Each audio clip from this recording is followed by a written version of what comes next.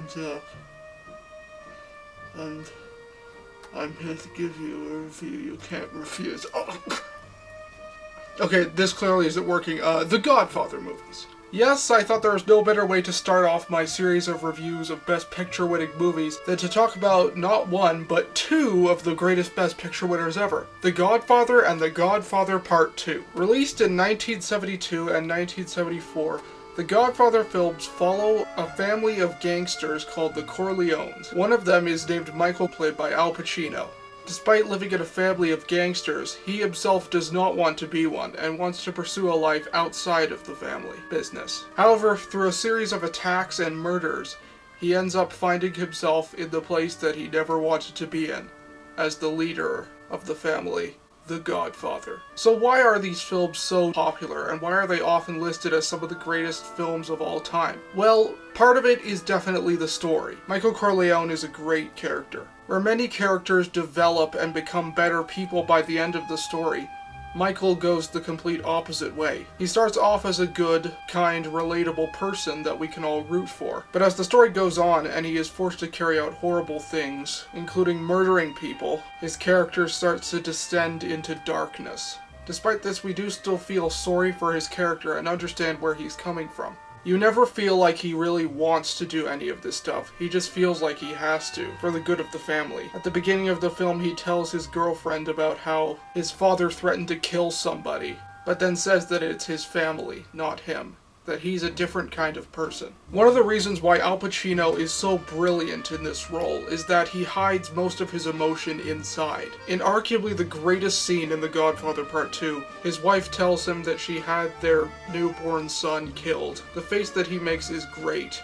It's not your typical angry face, but you can just see all the emotional pain that he's feeling inside. And speaking of great performances, Marlon Brando as the Godfather, one of the most iconic performances of all time. He won an Oscar for his performance in this movie, and it was very well deserved. He too shows a lot of emotion, playing a character who supports his son's choices to work outside of the family business, and becomes extremely sad when he realizes that his son is no longer with him and his family.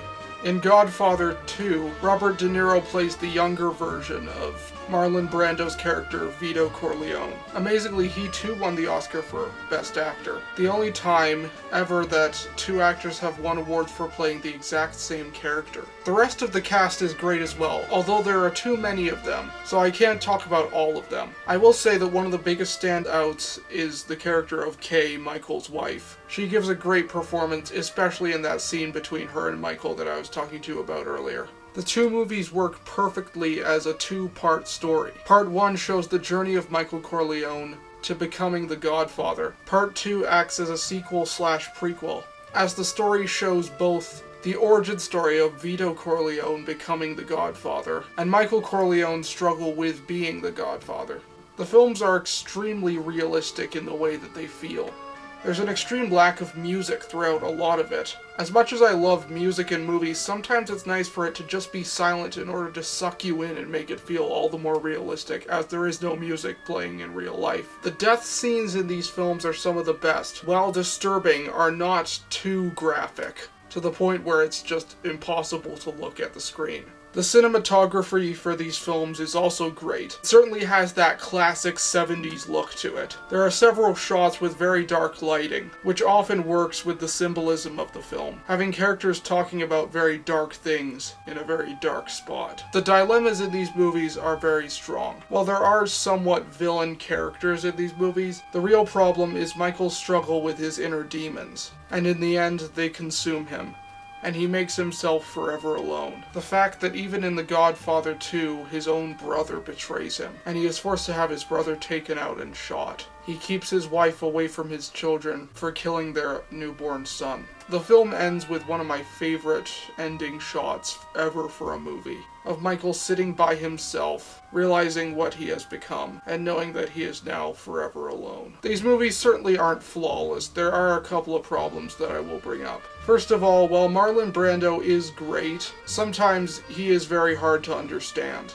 He's quite a mumbler, and when he's talking about important things in the story, it's very easy to miss what he's actually saying and get a little bit confused. Also, there's a scene in the first film in which the character of Sonny is beating up the abusive husband of his sister. And the punches that he throws are extremely corny and unrealistic. Some of them you can tell he's not even hitting him. Even the sound effects are somewhat underwhelming. Part of it is just due to how realistic the rest of the film seems, and it just feels somewhat cheesy and out of place. In Godfather 2, they intercut the backstory of Vito Corleone with what's going on right now with Michael Corleone. And while I do love this, it is rather inconsistent because all of the stuff with Michael is in English, but all of the stuff with Vito is in Italian, so you have to read the subtitles for just about every single line of dialogue muttered. I wouldn't mind this, except it keeps cutting back and forth, so you're constantly switching between characters who speak almost entirely English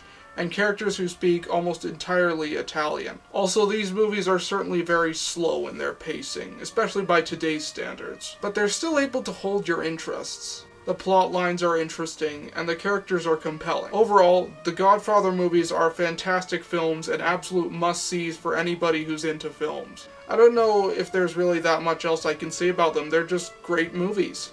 I'm gonna give both of these films 9 out of 10.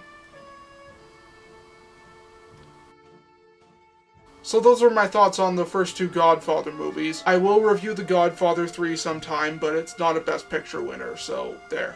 Leave your thoughts on these films in the comments section below, and I'll see you next time.